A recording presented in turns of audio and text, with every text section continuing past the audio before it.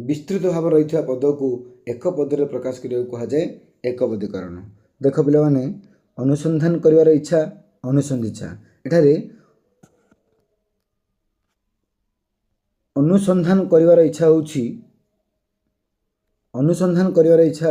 बहुपद एवं अनुसंधिच्छा होउची एक पद। ठीक से भली अपकार करिवार इच्छा होउची बहुपद आउ अपचिकित्सा होउची एक पद। एभली जो सब पद गुड़िक बहुत आकार थांती बा विस्तृत आकार थांती सेगुड़ी को बहुपद कहा जाए। जो पद गुड़िक संक्षेप थांती एक पद आकार थांती सेगुड़ी को एक पद कहा जाए। तेणु कहा जाए जे बहुत पद को बा विस्तृत होइथवा पद को एक पदरे प्रकाश करिवा